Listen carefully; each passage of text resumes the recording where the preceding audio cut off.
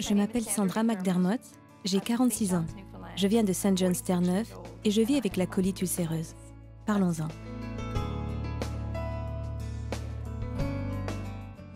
J'avais perdu beaucoup de poids, j'étais épuisée, et bien que je ne m'absentais pas du travail, j'allais fréquemment aux toilettes, parfois même 10 à 11 fois par jour. Et mes collègues se demandaient ce qui se passait. Alors, lorsque j'ai commencé à saigner, j'ai immédiatement réalisé que quelque chose n'allait pas. Ce n'était pas lié au stress ou à mon style de vie, c'était certainement quelque chose de bien plus sérieux.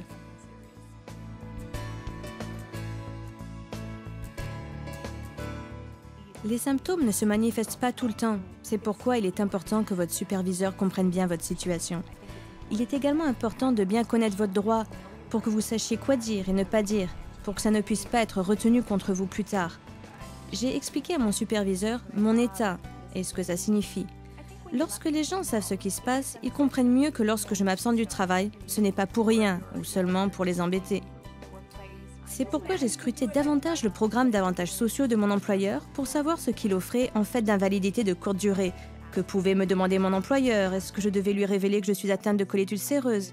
Et j'ai appris que je pouvais m'absenter pour me permettre de guérir et ensuite mieux m'acquitter de mes tâches, sans pour autant compromettre mon plan de carrière.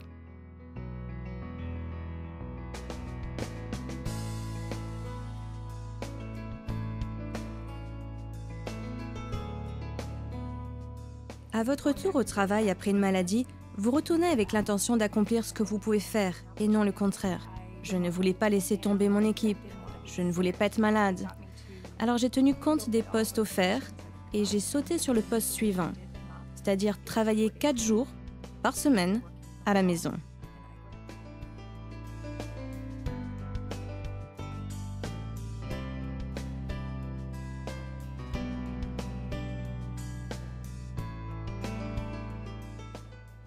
Je crois que lorsque vous êtes atteint de colite ulcéreuse, il est encore plus important de savoir comment équilibrer votre vie professionnelle et personnelle. Je suis vraiment chanceuse de pouvoir travailler de la maison et de communiquer par appel conférence.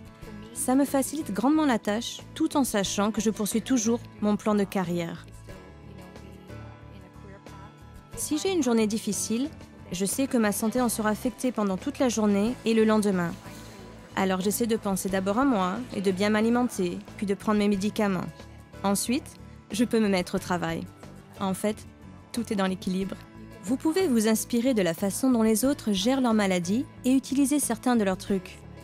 Vous pouvez vivre avec cette maladie, prendre vos médicaments, modifier vos habitudes en conséquence et mener une vie productive. Je peux toujours faire mon travail, juste d'une façon différente.